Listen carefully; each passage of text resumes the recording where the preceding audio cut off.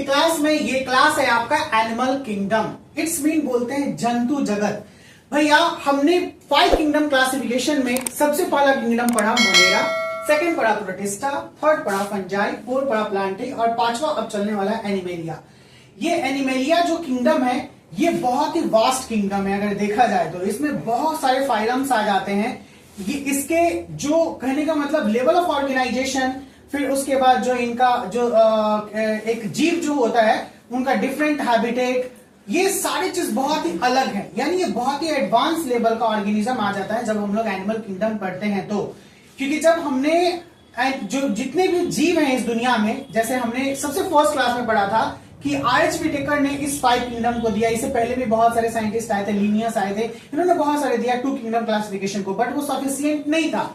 RH. Whittaker आके उन्होंने complete हर एक चीज को बारीकी से समझाया थियोरेटिकली कि लेवल ऑफ कॉम्प्लेक्सिटी क्या होती है। ए सेलुलर लेवल का होगा, मल्टी सेलुलर लेवल का होगा जीव, ठीक है, उनमें कैसे सिमेट्रिकल होगा, एसिमेट्री होगा, रेडियल सिमेट्री होगा, बाइसिमेट्री होगा। इट्स मीन कि एक complete view according to their nature कि वो जीव कहां से आया है, उसका एंसेस्ट्रल क्या है, ये सारी चीज को अच्छे से समझाया गया था उनके द्वारा, यानी 5 किंगडम क्लासिफिकेशन में। और इसी 5 किंगडम क्लासिफिकेशन का ये हम लोग का अंतिम क्लासिफिकेशन है, 5वां, जो कहने वाला है कि मैं हूं एनिमल किंगडम। कौन हूं?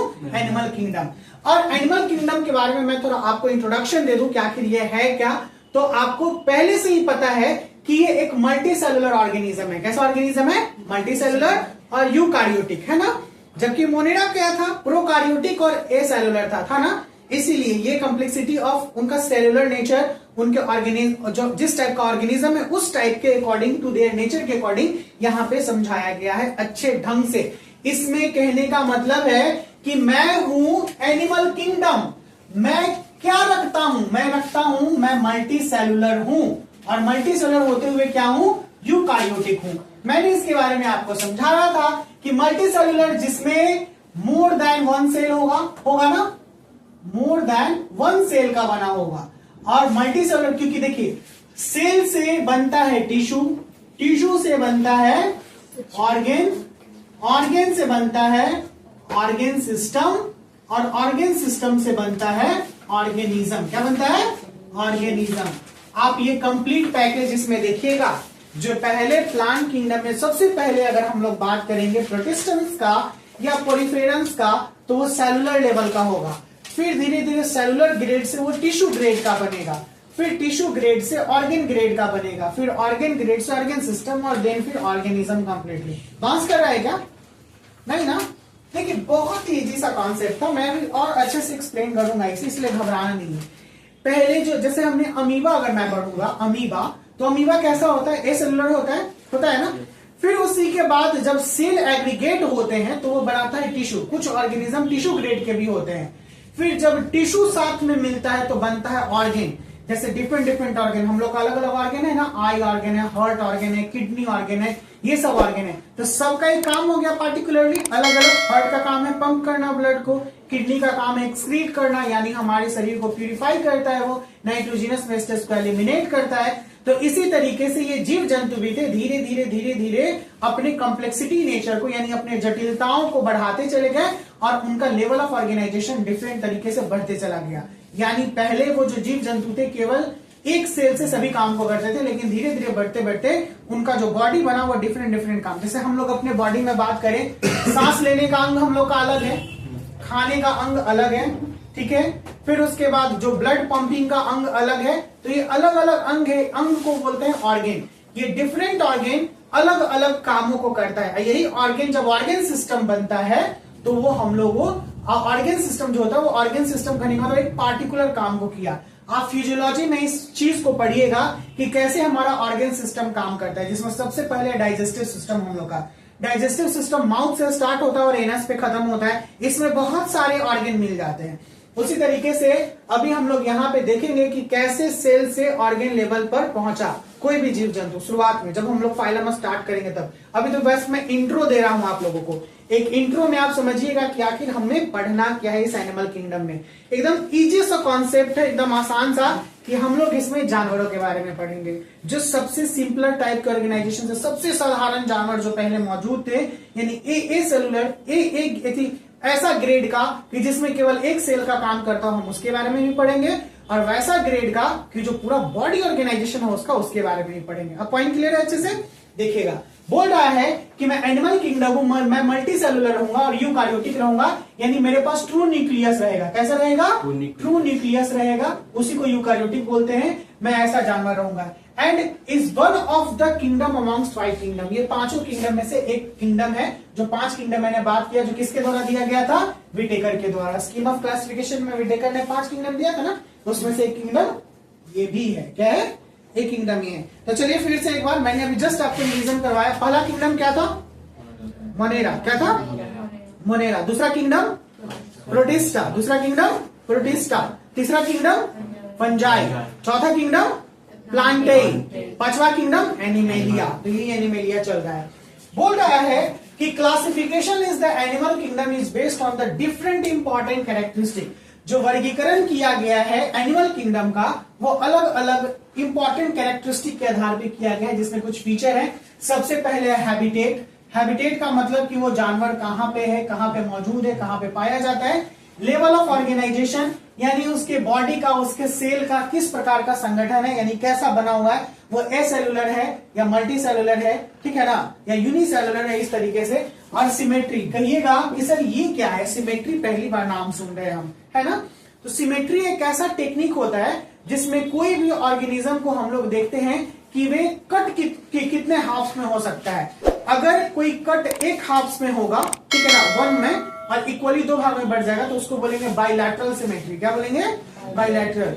अगर कोई वस्तु कटेगा ही नहीं, यानी कोई जीव कटेगा ही नहीं इक्वल हाल्स में, तो उसको बोलेंगे एसिमेट्री। बायोलॉजी में ए का मतलब होता है नो। अगर मैनी हाल्स में कटेगा, जैसे स्टार फिशेस वगैरह, तो उसको बोलेंगे रेडियल सिमेट्री। ये 3 प्रकार की सिमेट्री मैं बताऊंगा, अभी ये सब चर्चा चलेगा आगे धीरे धीरे। सबसे पहले मैं उठा के ला रहा हूं हैबिटेट को। किसको ला रहा हूं? हैबिटेट को। यानी ये जानवर कहां पे रहते हैं, कैसे कैसे जगहों पर रहते हैं। तो मैंने कहा कि हैबिटेट एक प्लेस है जहां पे कोई भी ऑर्गेनिज्म रहता है। ओके, यानी we live on the earth, this earth on the land. हम लोग इस जगह पे, किस जगह पे रहते हैं? लैंड पे। यानी वी आर टेरेस्ट्राइल। टेरेस्ट्राइल का मतलब होता है कि जो इस लैंड पे रहे उसे टेरेस्ट्राइल बोलते हैं। अगर यही नीति जी पानी में रहने लगेंगी तो ये बन जाएंगी एक्वेटिक। क्या बन जाएंगी? एक्वेटिक। पानी में रहते हैं कि जमीन पे रहते हैं आप? आपको तो ज्यादातर पानी में हम देखते हैं। जस्ट जोक, ठीक है। देखिए काम है, एक्सेप्ट की ना कि पानी में हम रहते हैं सर, मेरा काम है।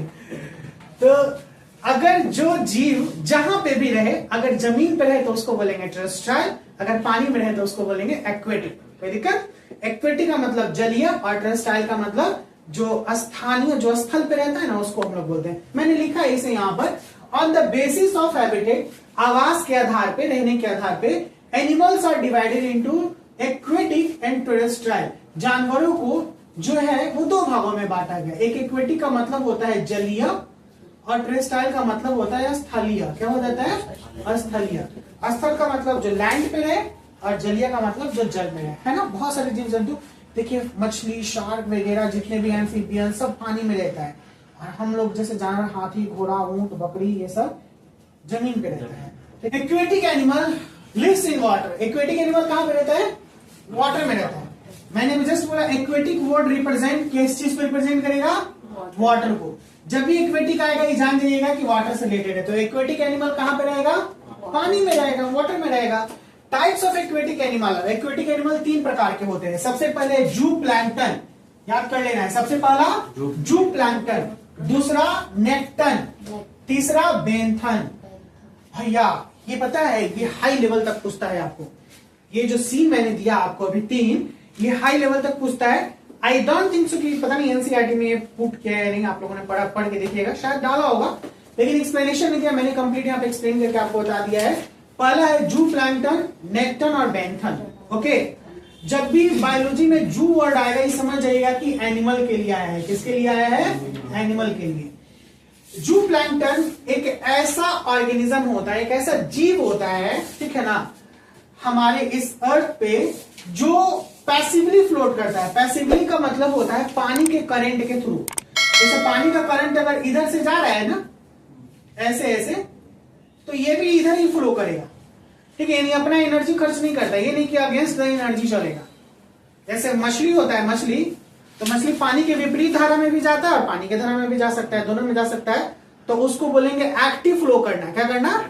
एक्टिव फ्लोट कर रहा है वो। और ये कैसे कर रहा है? पैसिवली फ्लोट, यानी अपना एनर्जी नहीं, जैसे धारा चलेगा वैसे ये भी चलेगा। कौन?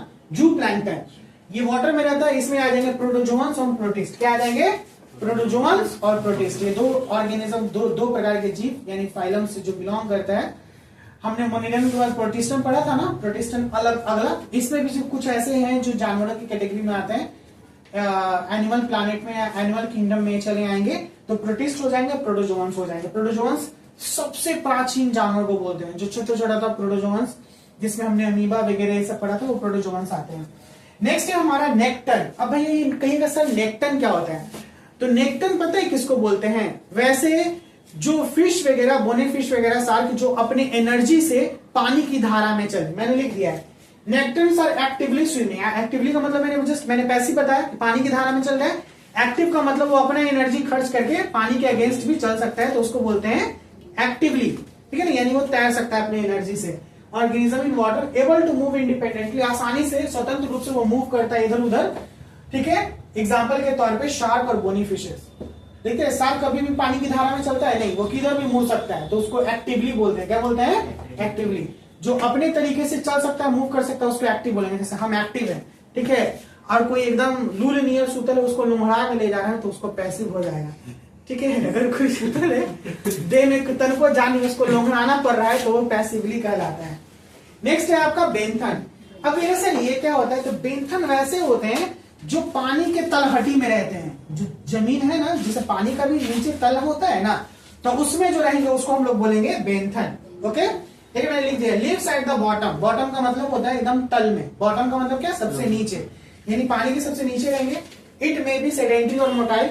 ये सेडेंट्री और मोटाइल यानी ये चलने फिरने वाले भी होंगे और एक जगह फिक्स होंगे। मैंने एग्जाम्पल में दे दिया स्टार फिशेज और स्पॉन्जेस। स्टार फिश एकदम पानी के तलहटी में रहता है, ऐसे से चलता है, ठीक है ना, तो चल भी सकता है। और स्पॉन्जेस फिक्स होता है एक जगह पे, और स्पॉन्जेस जो होते हैं वो फिक्स होते हैं। कोई दिक्कत क्या? हमने क्या समझा? हमने समझा इंट्रोडक्शन में कि एनिमल किंगडम कैसा होगा? मल्टीसेलुलर होगा, यूकारियोटिक होगा। इसको हैबिटेट, लेवल ऑफ ऑर्गेनाइजेशन और सिमेट्री के आधार पे हम लोग बांटते हैं। हमने सबसे पहले बात किया हैबिटेट। हैबिटेट कैसा होता है? टेरेस्ट्राइल होता है और एक्वेटिक होता है। एक्वेटिक में 3 प्रकार के मैंने जानवरों के बारे में बताया। एक पहला क्या है? जू प्लैंकटन। दूसरा क्या है? नेक्टन। तीसरा क्या है? बेंथन। फिर से एक बार हम लोग बात कर रहे हैं कि एनिमल किंगडम क्या फीचर है इसका? 2 मेन फीचर है। ये मल्टीसेलुलर होगा और यूकारियोटिक होगा। दूसरा, हम लोग इसको किस बेसिस पे क्लासिफाई करते हैं? लेवल ऑफ ऑर्गेनाइजेशन, ठीक है, फिर उसके बाद सिमेट्री और फिर हैबिटेट। ये 3 बात हो गया। हैबिटेट कितने प्रकार का? 2। पहला एक्वेटिक, दूसरा टेरेस्ट्राइल। फिर एक्वेटिक में कितने प्रकार के जानवर? 3 प्रकार के। पहला कौन? जू प्लैंकटन। दूसरा कौन? नेक्टन। और तीसरा कौन? बेंथन। पहला कौन? जू प्लैंकटन। दूसरा कौन? नेक्टन। तीसरा कौन? अब यही बात कस के, पहला कौन? दूसरा कौन? नेक्टन। तीसरा कौन? जू प्लैंकटन कैसा? जो पानी के पैसिव करेंट के साथ चले। नेक्टन कैसा? जो एक्टिवली चले। और बेंथन कैसा? जो तलहटी में रहे, पानी के तलहटी में। हमको नहीं लगता कि इसमें अब कोई परेशानी होना चाहिए। बहुत अच्छे से कॉन्सेप्ट क्लियर है, समझ में आया? आई होप स्टूडेंट कि आपको ये टॉपिक समझ में आएगा अच्छे से। बिल्कुल क्लियर है, ठीक है, अच्छी बात। आई होप कि आपको भी समझ में आएगा। If you like the video, और आपको अगर वीडियो समझ में आया तो प्लीज वीडियो को लाइक कीजिएगा, चैनल को सब्सक्राइब कर लीजिएगा, ताकि आपको हमेशा इसके बारे में नेक्स्ट लेसन के लिए अपडेट्स मिलते रहे। बहुत जल्दी नेक्स्ट वीडियो के साथ। Bye bye, take care, see you soon.